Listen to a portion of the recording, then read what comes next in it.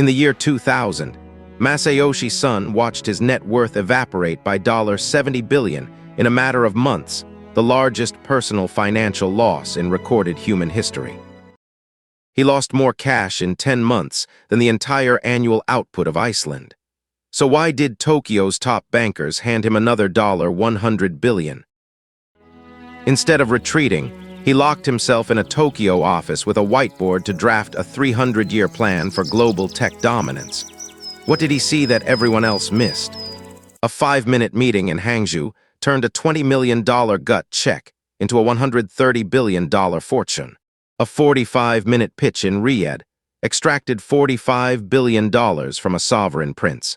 And a 12-minute car ride through Manhattan inflated a suburban co-working startup into a $47 billion illusion.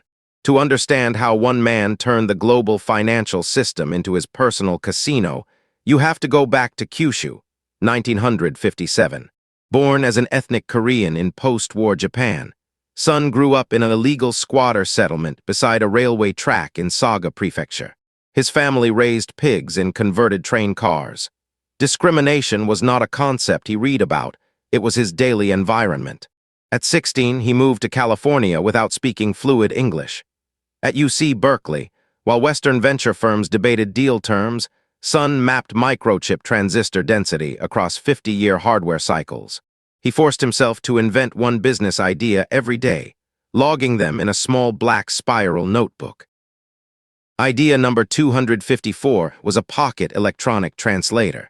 He hired a Berkeley professor to build the prototype, then sold the patent to Sharp Corporation for $1 million. He was 21 years old.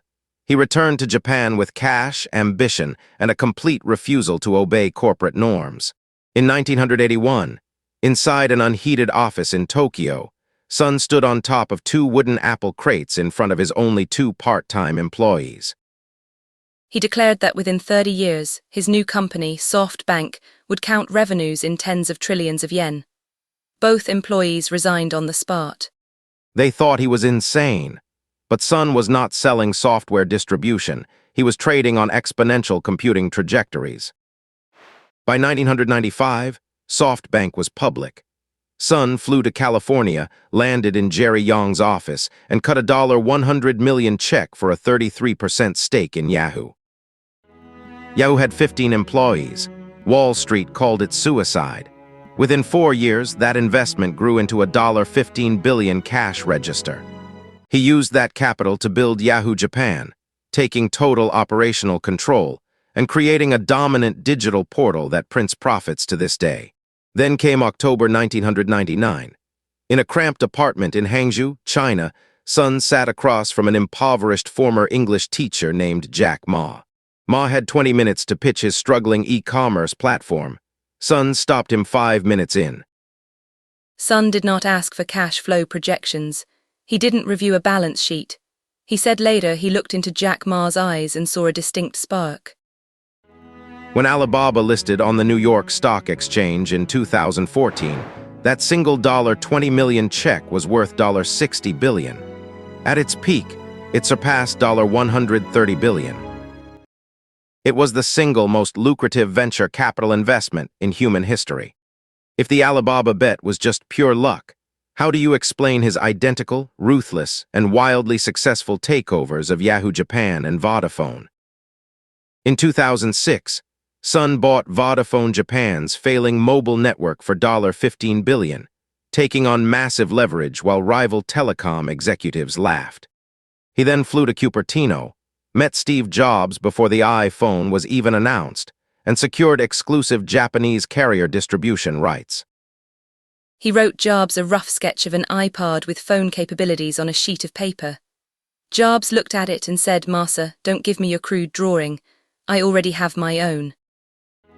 That exclusive iPhone agreement turned SoftBank Mobile into a cash machine, generating billions in free cash flow every quarter. These victories reinforced a dangerous internal belief. Son's intuition was superior to financial models, risk assessments, or valuation discipline. He didn't just want to participate in technology trends.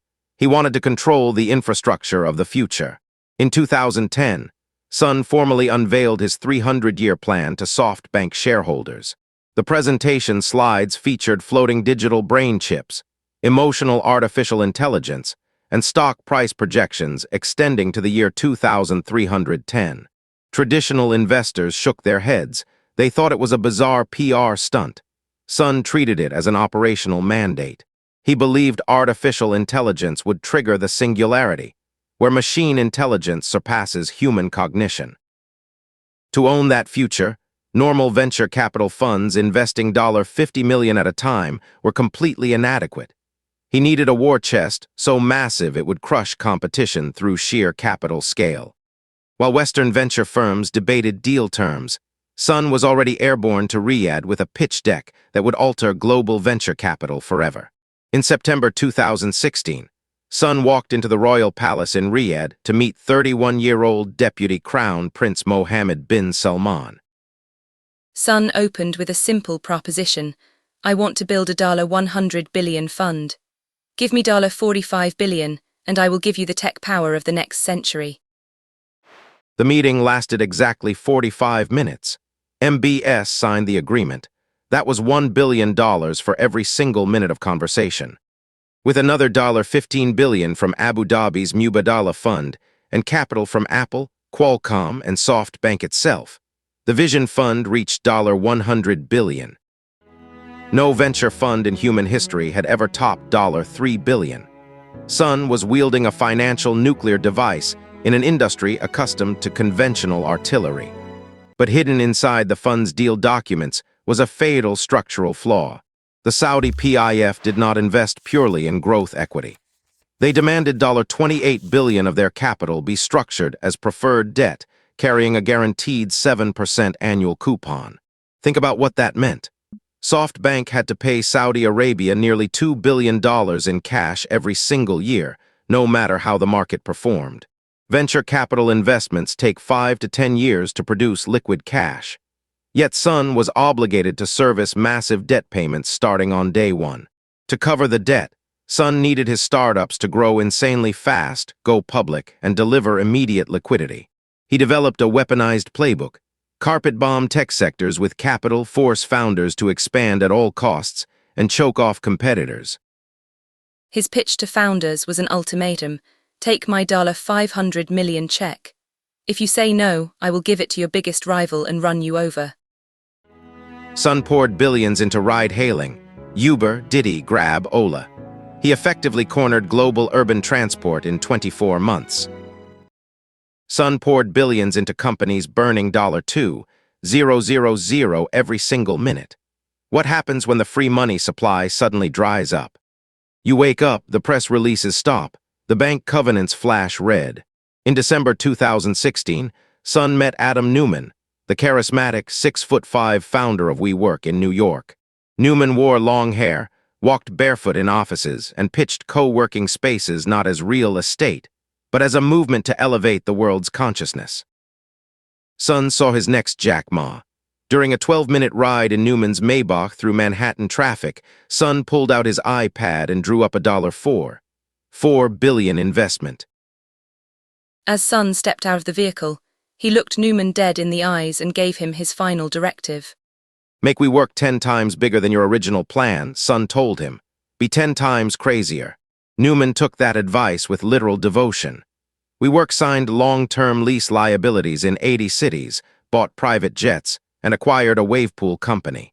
They signed 40-year real estate leases, while subleasing desks on 30-day cancelable contracts. It was a giant duration mismatch, hidden underneath Silicon Valley venture marketing. SoftBank pumped over $10 billion directly into WeWork, pushing its private paper valuation to $47 billion in early 2019. Son believed his capital made the outcome inevitable. But real estate rules are governed by fundamental economics, not computing laws. The collapse didn't start with an external financial shock. It started with a legal document required by the United States government. On August 14, 2019, WeWork filed its public prospectus, Form S-1, with the Securities and Exchange Commission. Wall Street analysts opened the document and were utterly horrified. The numbers revealed WeWork had lost $6 billion on revenue of $8 billion in 2018. For every single dollar it brought in, it lost 90 cents. Even worse were the governance conflicts. Newman owned the buildings and leased them back to WeWork, charging his own public firm millions. He had even trademarked the word "we" through an entity he controlled, charging WeWork $9 million to buy back the rights to its own name. Public investors refused to touch the stock. Within 30 days, the proposed IPO was canceled. The $47 billion valuation disintegrated, and WeWork faced total bankruptcy within weeks. To prevent a complete collapse that would wipe out SoftBank's equity, Son had to step in with a rescue package. He paid Newman a $1 billion golden parachute package just to leave the company and relinquish his voting rights. Look at the human cost left in the wake of this capital experiment. Listen to the words of a former mid-level WeWork employee laid off during the collapse. Masayoshi Son's capital had created a perverse incentive loop. Grow at all costs, ignore unit economics, mask corporate dysfunction, and let frontline workers pay the bill. Before a room of stunned Tokyo reporters, Son advanced to his final slide. A crying 16th-century samurai commander defeated in battle. The slide depicted Tokugawa Ieyasu after his crushing defeat at the Battle of Mikitagahara. Son projected it on a 20-foot display. My investment judgment was bad in many ways, Son stated, bowing deeply before the global press. I am deeply reflecting on myself. The WeWork disaster was just the beginning of the avalanche. When interest rates rose in 2022, high-growth, unprofitable tech valuations crashed across global exchanges. SoftBank's Vision Fund reported a catastrophic $32 billion loss in a single fiscal year, the largest loss for a tech fund ever recorded. The $28 billion debt obligation to Saudi Arabia came due. To satisfy the coupon payments, SoftBank was forced to sell its golden goose. Block by block, Son sold off virtually his entire stake in Alibaba, liquidating the historic trade to pay off debt obligations.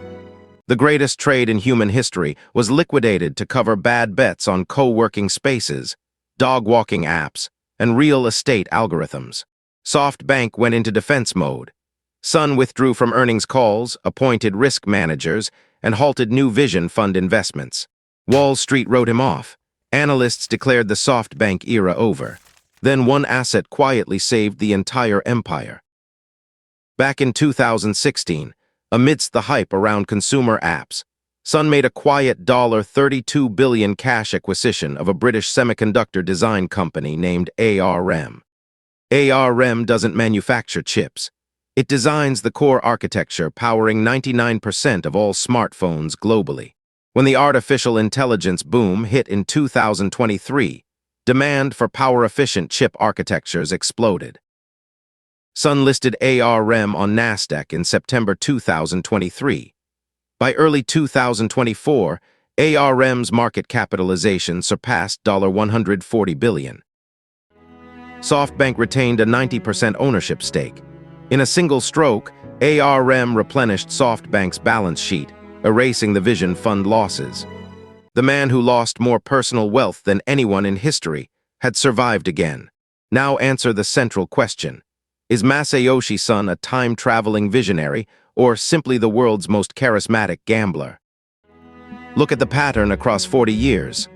Son is not an operational manager.